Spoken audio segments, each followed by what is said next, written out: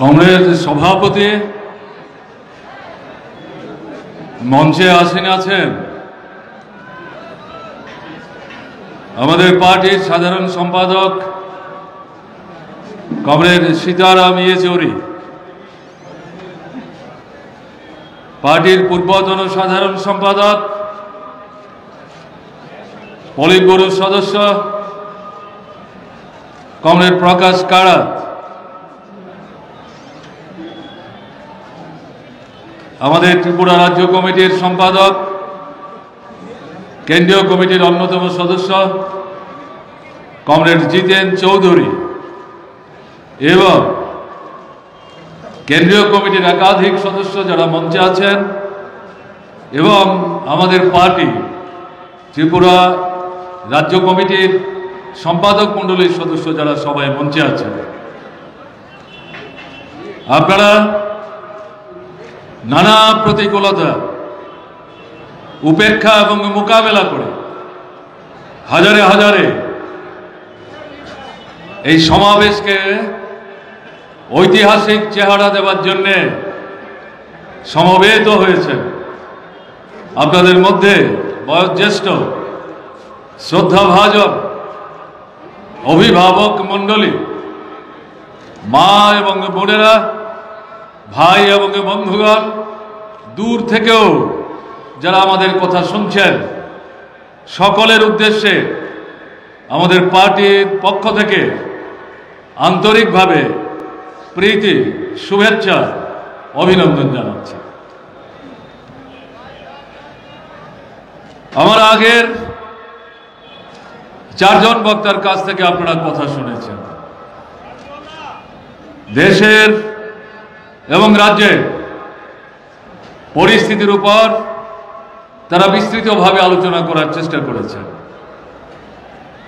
আমি এই সম্পর্কে সময় নিতে চাইছি না। এখানে বসে যারা শুনছেন, দূর থেকে যারা শুনছেন, তারা সবাই জানেন ত্রিপুরায় গত 4 বছর যাবৎ কি চলছে। আমাদের ত্রিপুরায় ভারতবর্ষের সংবিধান কার্যকরী নেই, ফ্যাসিস্ট সুলভ সন্ত্রাস চলছে। 3রা মার্চ 2018 দুপুরের পর থেকে অব্যাহত রয়েছে আজ অবধি। কে জানে না গণতন্ত্র সার্বিকভাবে আক্রান্ত। ভোটের অধিকার হরণ করে নেওয়া হয়েছে। বিরোধী দলের কণ্ঠ স্তব্ধ করে রাখার সমস্ত রকম চক্রান্ত অব্যাহত রয়েছে। সংবাদ মাধ্যম প্রত্যক্ষ পরোক্ষভাবে আক্রান্ত হয়ে চলেছে।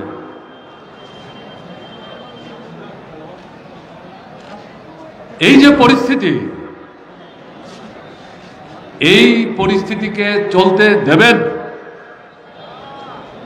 না রুখে দাঁড়াবেন? এর বিরুদ্ধে প্রতিরোধ গড়ে তুলতে হবে। অনেক হয়েছে। পঞ্চায়েত থেকে শুরু করে লোকসভার নির্বাচন পর্যন্ত গত 4 বছরে ভোট লুট হয়েছে। এটা সামনের দিনের যে ভোট, তাতে শাসক বিজেপিকে সংগঠিত করবার সুযোগ দেবেন?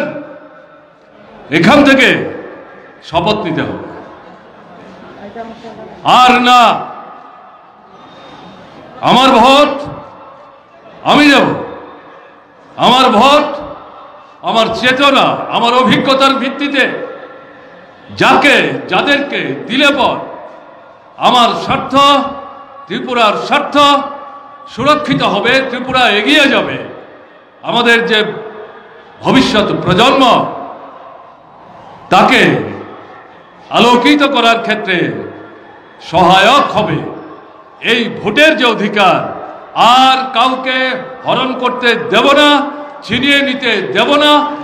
শুধু ঐক্যবদ্ধভাবে প্রতিবাদ না, যেখানে বাধা আসবে, অধিকার ছিনিয়ে নেওয়ার চেষ্টা হবে, সেখানে দল, মত, জাতি, ধর্ম, বর্ণ, সম্প্রদায় নির্বিশেষে ঐক্যবদ্ধভাবে প্রতিরোধের দুর্জয়, ব্যারিকেড, প্রতিরোধ গড়ে তুলতে হবে।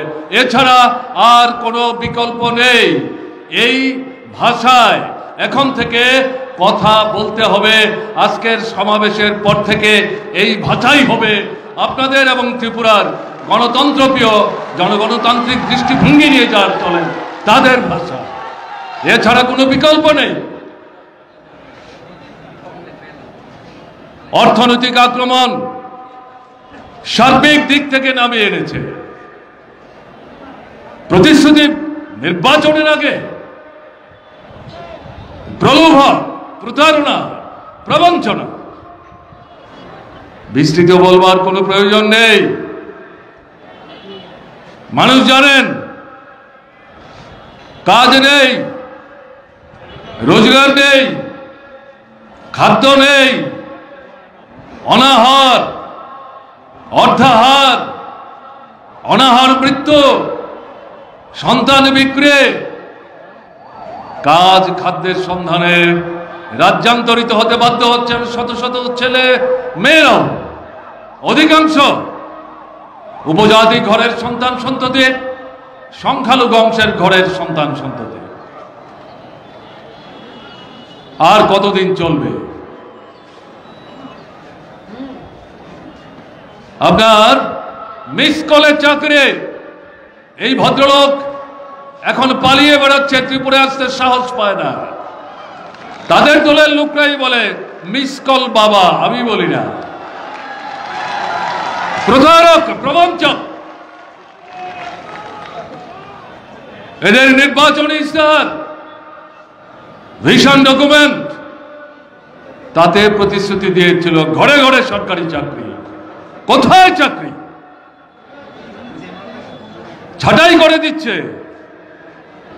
অনিয়মিত কর্মচারীদের নিয়মিত করছে না, নতুন পদ সৃষ্টি করছে না। 100-200-300 চাকরির ব্যবস্থা করলে পরেও দেখা যাচ্ছে চাকরি প্রায় খোলা বাজারে এই সরকার বিক্রি করতে শুরু করেছে। বেশি দূর যাওয়ার তো দরকার নেই। টিএসআর, যেটার জন্য আমরা লড়াই করে গেছে বামফ্রন্ট সরকার, 3টা ব্যাটালিয়ন লাগবে, 2টো ব্যাটালিয়ন শেষ পর্যন্ত রাজি হয়েছে। 3 বছর আগে ইন্টারভিউ হয়েছে, এখন দেখা যাচ্ছে আগে ব্যাটালিয়নে যত টিএসআর লাগে তাও তারা নিচ্ছে না। যে কয়েকশো লোকের চাকরির জন্য অফার লেটার দিয়েছে, এর বিরুদ্ধে যারা ইন্টারভিউ দিয়েছেন তারা প্রতিবাদে ফেটে পড়ছেন। যোগ্যরা বঞ্চিত হচ্ছেন। বলছেন জায়গা সম্পত্তি বিক্রি করে মায়েরা বাবারা যাতে এই চাকরি পেতে পারে। ঘোষ দিয়েছে বিজেপির মন্ডলের নেতাদের, তার মধ্যে রাজ্যের নেতারাও ভাগ পান। এই পরিবারের ছেলে কাজ পায়নি, মা চোখের জল ফেলতে ফেলতে মিডিয়ার সামনে বলছেন আমি কি করে বন্ধকি জমি ফেরত পাবো? আমার ছেলে তো কাজ পায়নি, কোত্থেকে আমার পয়সা আসবে? কে আমাকে বাঁচাবে? আমিও তো পৃষ্ঠা প্রমুখ ছিলাম, বিজেপির হয়ে কাজ করেছি গত নির্বাচনে। এ তো আমাদের কথা না। দুর্নীতি চলছে। এরকম একটা জায়গায় আমাদের রাজ্যের যুবকরা সহ্য করবেন এটা?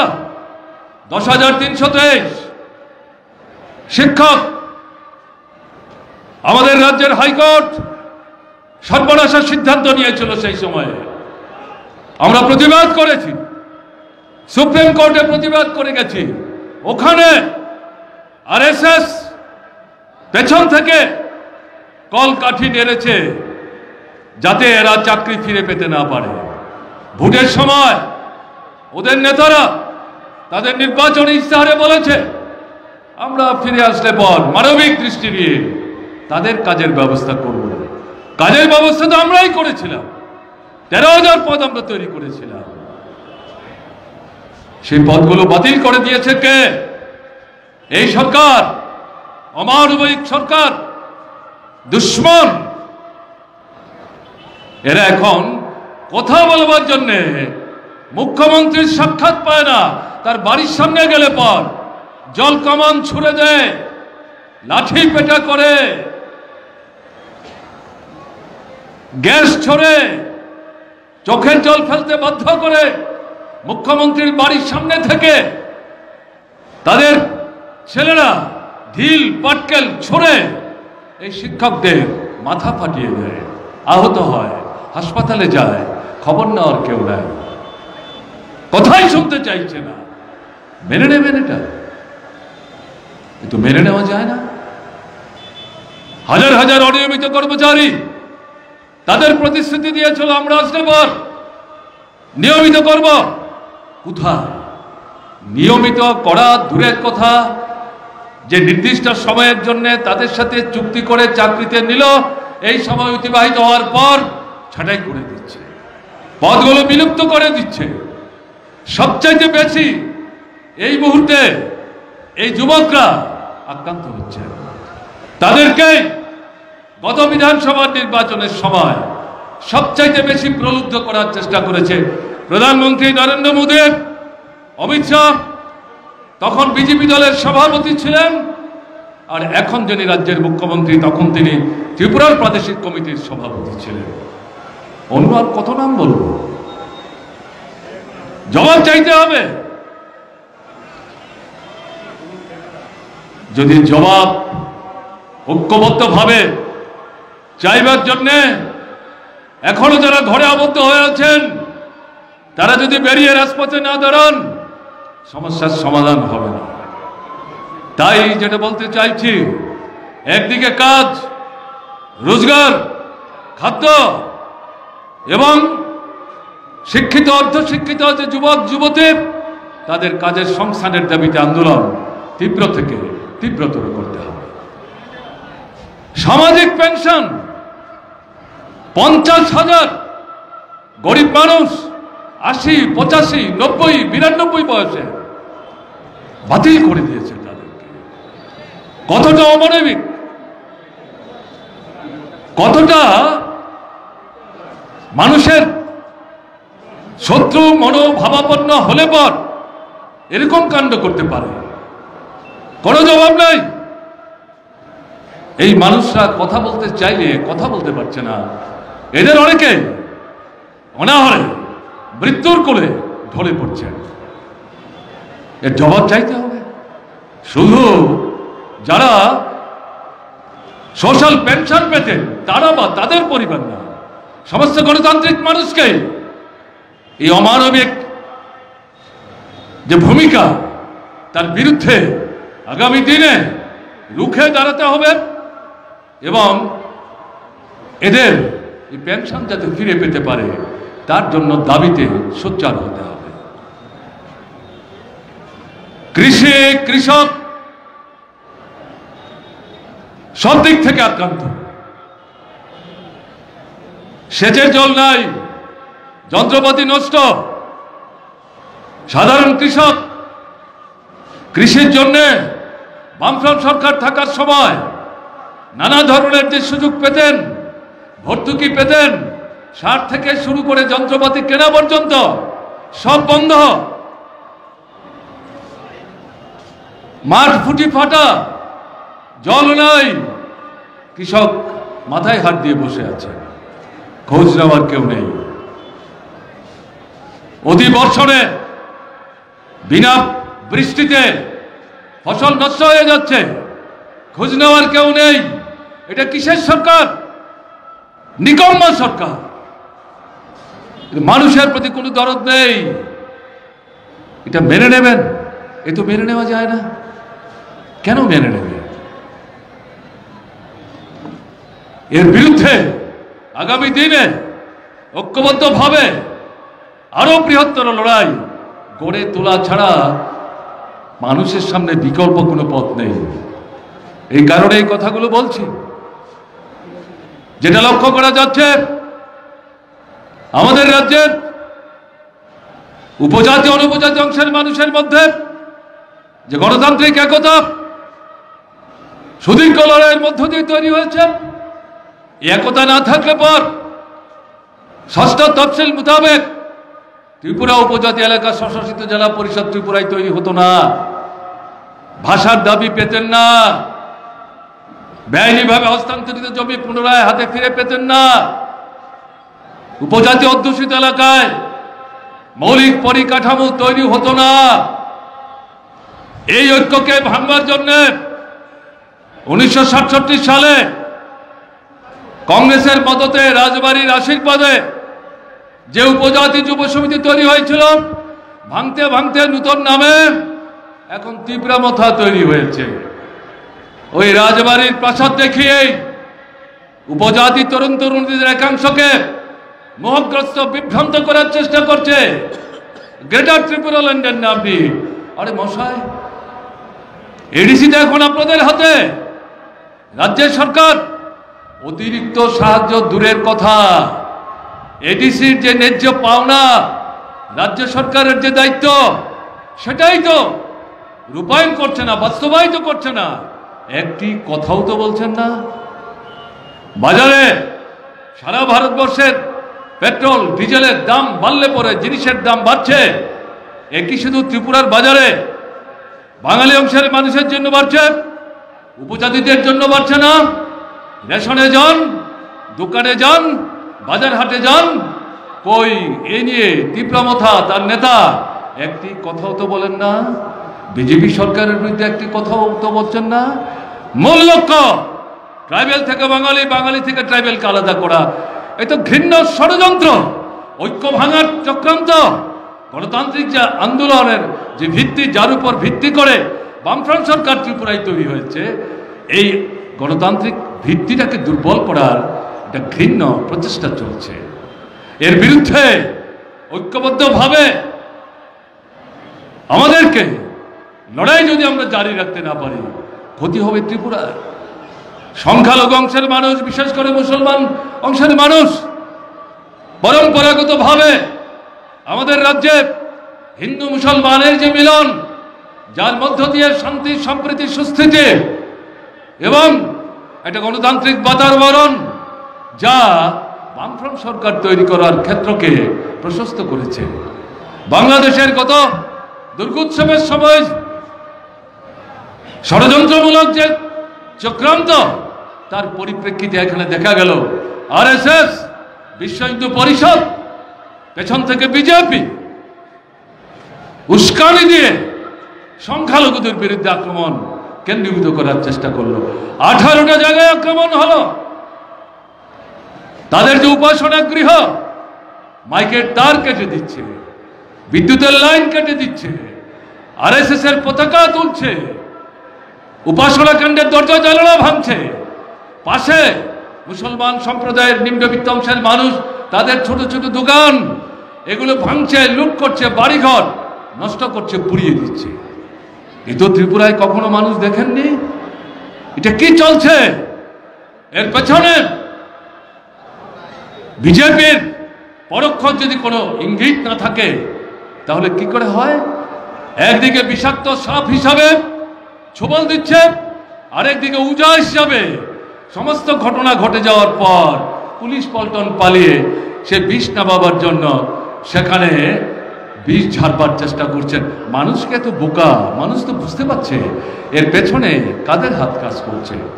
এর বিরুদ্ধে আমরা যদি সোচ্চার হতে না পারি, তাহলে ঐক্য, সংহতি, সম্প্রীতি কি করে আমরা সুদৃঢ় করব, সম্প্রসারিত করব? দুর্নীতির দিন যত যাচ্ছে, প্রতিদিন প্রতিনিয়ত এই দুর্নীতি খুলসা হচ্ছে। বিদ্যুৎ দপ্তর, গ্রামোন্নয়ন দপ্তর, পূর্ত দপ্তর, শিক্ষা দপ্তর, স্বাস্থ্য দপ্তর, এখন পর্যন্ত পত্র পত্রিকায় যেগুলো আমরা লক্ষ্য করছি, বন দপ্তর, এগুলোর এই দুর্গন্ধ পুতিগন্ধময় এই দুর্নীতির তথ্যাদি প্রকাশ্যে আসছে। কই সরকার তো কিছু বলছে না, সংশ্লিষ্ট দপ্তরের মন্ত্রীরা তো কিছু বলছেন না, শাসক দল তাদের তরফ থেকে তো আমরা জুৎসই তথ্যভিত্তিক কোনো প্রতিবাদ আমরা দেখছি না। অর্থটা কি? লুট চলছে, সারা দেশে লুট চলছে।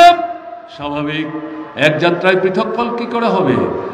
দেশ যারা চালাচ্ছেন সে বিজেপি, আরএসএস, বিশ্ব হিন্দু পরিষদ, তারাই তো ত্রিপুরায় সরকার চালাচ্ছেন। এই ভিন্ন পথে কি করে চলবে?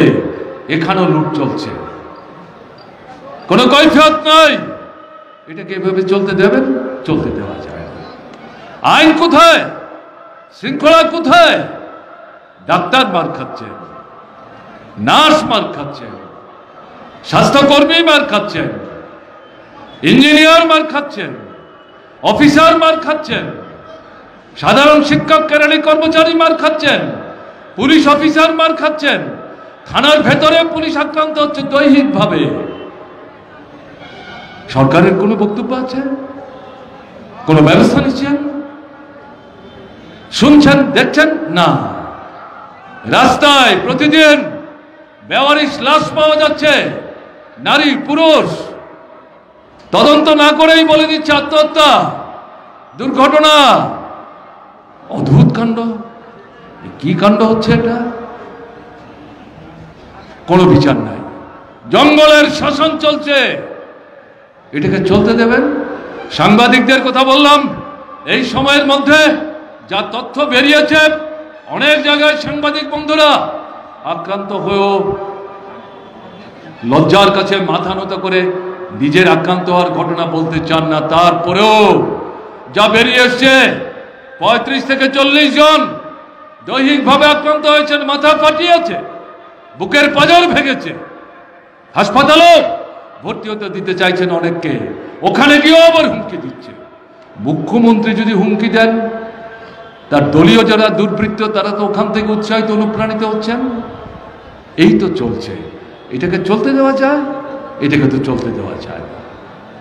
এই তো বন্ধ করতে হবে। তার জন্য আপনাদের কাছে মাঠে এবং মাঠের বাইরে সারা রাজ্যে যারা আমাদের কথা শুনছেন তাদের কাছে বলবো, আজকের এই সমাবেশ থেকে আত্মসন্তুষ্টি নিয়ে বসে থাকলে চলবে না। এটা তো নিঃসন্দেহ ঐতিহাসিক সমাবেশ, নানাভাবে বাধা দেওয়ার চেষ্টা হয়েছে। গত 4 বছর যাবৎ কৃষক বলুন, শ্রমিক বলুন, যুবক বলুন, তফসিলি বলুন, মায়েদের বলুন, তাদের ন্যায্য দাবিতে মিছিল, সমাবেশ, প্রতিবাদ সভা এগুলি করতে দিচ্ছে না। আইন ভেঙে করতে হচ্ছে। তাতে শত শত আমাদের কর্মীদের, নেতাদের বিরুদ্ধে মামলা রুজু করেছে। আমাদের যেতে হচ্ছে কোর্টে কাছারিতে, আমাকেও যেতে হচ্ছে। এগুলো আপনারা জানেন, দেখছেন। পার্টির কথা তো শুনলে পরেই তাদের 104 ডিগ্রি জ্বর উঠে যায়। পার্টি আবার মিছিল মিটিং করবে। অদ্ভুত কাণ্ড। কতদিন চলবে এটা? 15 তারিখ আসামে সমস্ত রকম বাধা তুলে দিয়েছে। 17 তারিখ ফিরে এসে আসামের অভিজ্ঞতা নিয়ে আমাদের পার্টির নেতৃত্বকে বললাম, চিফ সেক্রেটারির সাথে কথা বলো, পাশের রাজ্য আসাম যদি এই কোভিড মোকাবেলা করার প্রেক্ষাপটে যে ব্যবস্থাগুলো নিয়েছে সেটা যদি সব তুলে দিতে পারে, ত্রিপুরা কি অপরাধ করলো? কেন আমরা 24 তারিখ সমাবেশ করতে পারবো না? চিফ সেক্রেটারি ইতিবাচক ভূমিকা নিয়েছেন। এই পুলিশের সঙ্গে কথা বলে কি লাভ? এই যে ডাইরেক্টর জেনারেল অফ পুলিশ আমাকে মার্জনা করবেন, এই ভদ্রলোকের মেরুদণ্ড আছে কিনা আমার সন্দেহ আছে। তার কাছে পাঠিয়ে কি লাভ? এত এই যে চাকরির মেয়াদ অতিক্রান্ত হওয়ার পর আরো 1-1.5 বছর, এতেই সে আনন্দে মশগুল। আরে এত দিজি হওয়ার কথা ছিল না। আমরা যদি এই সরকারের অন্যায় পদক্ষেপের বিরুদ্ধে প্রতিবাদ না করতাম, তাকে মাথায় রেখে করেছি ঘটনা তা না, আইনের পরিপন্থী ভূমিকা নিচ্ছে তার প্রতিবাদ করেছি, তার দৌলতেই ভদ্রলোক ডিজি হয়েছেন বলতে হচ্ছে আমার। তো এরকম একটা জায়গায় দাঁড়িয়ে যেটা আপনাদের কাছে বলবো, আত্মসন্তুষ্টিতে ভুগবেন না। সামনের দিন ঝড়ো লড়াই আমাদের জন্য অপেক্ষা করছে। আওয়াজ তুলতে হবে, যেটা আমি প্রথম বলেছি, আবার বলছি, আমার ভোট আমি দেব, লুট করতে আর দেব না। অনেক হয়েছে না, প্রতিরোধের ব্যারিকেড গড়ে তুলতে হবে। বিরোধী দল তাদের কণ্ঠস্তব্ধ করার এই যে ঘৃণ্য চক্রান্ত বন্ধ করতে হবে। অফিস খুলতে দিতে হবে, সভা সমাবেশ করার গণতান্ত্রিক অধিকার হরণ করা চলবে না। এই স্লোগান তুলতে হবে, কাজ, খাদ্য, মজুরি, বেকারদের চাকরি, 10,323 চাকরি ফিরিয়ে দেওয়া, অনিয়মিত কর্মীদের নিয়মিত করা, যাদের ছাঁটাই করেছে তাদেরকে আবার কাজে বহাল করা, কর্মচারীদের দিয়ে জমে আছে, সপ্তম কেন্দ্রীয় ব্যয় কমিশন দেবেন। এখন পালাচ্ছেন, অসত্য মিথ্যে কথা বলছেন। দিয়ে তো আগে দিন, তারপর সপ্তম কেন্দ্রীয় ব্যয় কমিশন। আমরা বলছি এখন দিয়ে দিন, কতদিন না দিয়ে থাকবেন? নতুন কাজের সুযোগ সৃষ্টি করুন। চাকরি দিতে গিয়ে যে দুর্নীতি, টাকা পয়সার বিনিময়ে হচ্ছে, এগুলো বন্ধ করুন। এই দাবি তো আমাদের তুলতে হবে, এই দাবি তুলতে হবে। গণতন্ত্র পুনরুদ্ধারের দাবি, আইনের শাসন পুনঃপ্রতিষ্ঠার দাবি, শান্তি পুনঃস্থাপনের দাবির সঙ্গে সঙ্গে এই যে বিষয়গুলো, এই দাবি আমাদের তুলতে হবে। রেগার কাজ কোথায় 200 দিন, কোথায় 340 টাকা মজুরি? 30 দিন 32 দিনে নেমে আসছে। যন্ত্রপাতি ব্যবহার করছে মন্ডলের লোকরা বেআইনি ভাবে, আইনের বিরুদ্ধে লুট করে নিয়ে চলে যাচ্ছে টাকা। এর বিরুদ্ধে পঞ্চায়েতে পঞ্চায়েতে, ব্লকে ব্লকে দল বেঁধে যান, সোচ্চার হন, দাবি করুন। 200 দিন তো পরের কথা, অন্তত 100 দিনের কাজ দাও, মজুরি বাড়াও, 7 দিনের মধ্যে মজুরি দাও। মজুরির টাকা লুট করে নেওয়ার যে চক্রান্ত করছে এদের মন্ডলের লোকরা, যেখানে আবার এটা করবার চেষ্টা করবে, ঐক্যবদ্ধভাবে রুখে দাঁড়াতে হবে। না হলে শুধু বললে হবে না, ঐক্যবদ্ধভাবে রুখে দাঁড়াতে হবে। 12 কাজ বন্ধ, 12 দিন 13 দিন, এটার দাবিও তুলতে হবে। 100 দিন না করুন, বামফ্রন্ট সরকার 75 দিনের ব্যবস্থা করছে, ওটাকে করতে হবে। সরকারের যে উন্নয়নমূলক দপ্তরগুলো আছে, বিশেষ করে পূর্ত, গ্রামোন্নয়ন, কৃষি, স্বাস্থ্য, শিক্ষা, উপজাতি কল্যাণ, বন দপ্তর, আমাদের সময়ে হাজার হাজার প্রতি বছর আমরা নতুন করে কাজ সৃষ্টি করতাম, শুধু রেগার টুয়েক দিয়ে না, সব বন্ধ। এই দাবি তুলতে হবে। এই কাজ কেন হচ্ছে না? গ্রামের রাস্তা নষ্ট হয়ে গেছে, মাঠে সেচের জল নাই, স্কুল ঘর ভেঙে পড়ছে, হাসপাতাল ভেঙে পড়ছে, স্কুলে মাস্টারমশাই বসবার টেবিল চেয়ার নাই, ছাত্রদের বসবার বেঞ্চ নাই। এগুলি কতদিন চলবে? পানীয় জলের কল চলছে না, বিদ্যুৎ খুঁটি ভেঙে পড়ে আছে। যে কয়েকটা জায়গা বাকি ছিল আমাদের সময়ে নিয়ে যাওয়া, কে সেখানে নতুন করে বিদ্যুতের লাইন নেবে? দুর্নীতি চলছে। এগুলোর বিরুদ্ধে স্থানীয়ভাবে ঐক্যবদ্ধ হয়ে, যেখানে লাল ঝান্ডা নিয়ে পারবেন করবেন, যেখানে লাল ঝান্ডা নিলে অসুবিধা হবে ঝান্ডা না নিয়ে গ্রামের মানুষকে ঐক্যবদ্ধ করে এই লড়াইকে তীব্র থেকে তীব্রতর করতে হবে। সামগ্রিকভাবে দুর্নীতির বিরুদ্ধে রুখে দাঁড়াতে হবে। এই স্লোগান তো তুলতে হবে, স্লোগান তুলতে হবে। এবং এই সাথে উপজাতি ও উপজাতি অংশের মানুষ, তাদের মধ্যে যে ঐক্য ভাঙবার চেষ্টা হচ্ছে, এই তথাকথিত তীব্রামথার নাম করে দুনিয়ার উপজাতি এক হও, এই স্লোগান নিয়েই তো শুরু হয়েছিল উপজাতি যুব সমিতি। তাদের জীবনের যে দৈনন্দিন সমস্যা, এডিসির যে সমস্যা, এগুলো তো তারা বলবে না, আমাদের বলতে হবে। ঐক্য সংহতি সুদৃঢ় করতে হবে। এই দাবি শুধু উপজাতি অংশের মানুষ কেন করবেন? উপজাতি অনুপজাতি উভয় অংশের গণতান্ত্রিক মানুষ ঐক্যবদ্ধভাবে আমাদের কিন্তু এগুলো তুলতে হবে। এগুলো বাদ দিয়ে আপনি যদি 23-এর নির্বাচনে এখনে বসে বসে এই 60 আসনের কত আসন বামফ্রন্ট আর আজকের জমায়েত থেকে যদি বগল বাজাতে আরম্ভ করেন, তাহলে কিন্তু ঠিক হবে না। মানুষের কাছে যেতে হবে। যাদের মধ্যে এখনো ভয় আছে ভাঙতে সাহায্য করতে হবে, ঘর থেকে বাইরে আনতে হবে, ঐক্যবদ্ধ করতে হবে, জাতি ধর্ম বর্ণ সম্প্রদায় নির্বিশেষে। গণতান্ত্রিক ধর্মনিরপেক্ষ দৃষ্টিভঙ্গি সম্পন্ন ব্যক্তি বিশেষদেরও সংগঠিত করতে হবে। এই যে স্লোগানগুলি সামনে তুলে আগামী দিন আমাদের ভূমিকা নেওয়ার কথা আপনাদের কাছে আবেদন রেখে বলছি, এগিয়ে যাওয়ার চেষ্টা করুন। এই ঐক্যবদ্ধভাবে কিন্তু আমাদের এগিয়ে যেতে হবে। আপনারা পারবেন। যদি নাই পারতেন তাহলে আজকে এই গোটা মাঠ রাস্তা ভাসিয়ে দিয়ে প্রায় অতীতের মতো মঞ্চে বসে আমাদের এক বন্ধু বলছেন, এখানে বসে তো মনে হচ্ছে আমরা যেন সরকারেই আছি। আমি বলছি আত্মসন্তুষ্টিতে ভুগবার দরকার নেই। ঘটনা তো তাই। পারবেন। এই সম্ভাবনা সৃষ্টি হয়েছে, একে সংহত করতে হবে। মানুষই তো ইতিহাস লেখে। কোন মানুষ? যে মানুষ ভয় মুক্ত হয়ে সাহসের সাথে রাস্তায় দাঁড়িয়ে ঝান্ডা তুলে লড়াইয়ের ময়দানে মানুষের ন্যায্য গণতান্ত্রিক বেঁচে থাকার দাবি নিয়ে সামনের দিকে এগিয়ে যায়, সেই মানুষই ইতিহাস তৈরি করে।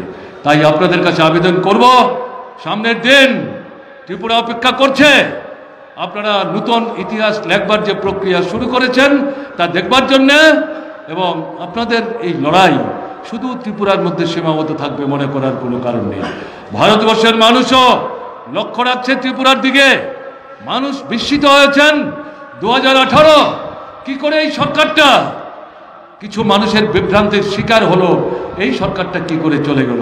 সেই মানুষও দেখতে চাইছেন ত্রিপুরার মানুষ নিজের পায়ে উঠে দাঁড়াচ্ছেন কিনা, ঘুরে দাঁড়াচ্ছেন কিনা, কোমরের শক্তির উপর দাঁড়াচ্ছে কিনা, এবং সমস্ত ব্যভিচারের বিরুদ্ধে রুখে দাঁড়িয়ে নিজের অধিকারকে প্রতিষ্ঠিত করবার জন্য তারা এগিয়ে যাচ্ছেন কিনা। তাই বলছি, দেশের আন্দোলন ত্রিপুরাকে যেমন উজ্জীবিত করছে, আপনাদের আন্দোলন এই মোদী সরকারকে হটাবার জন্য যে লড়াই চলছে, কৃষক, শ্রমিক, শ্রমজীবী অংশের মানুষ, শিক্ষক, কেরানি, কর্মচারী, ব্যাংক, বিমা থেকে আরম্ভ করে উপজাতি, তফসিলি, ওবিসি, সংখ্যালঘু দলের যুবক, ছাত্র, কারা লড়াইয়ের ময়দানে নেই। তাদের আন্দোলনকেও কিন্তু উৎসাহিত করার ক্ষেত্রে ছোট্ট হতে পারে ত্রিপুরা, কিন্তু তার একটা ঐতিহ্য আছে। তাকে অমলিন রেখে যদি ভূমিকা ঠিকমতো নিতে পারেন, সেই আন্দোলনও কিন্তু উৎসাহিত হবে।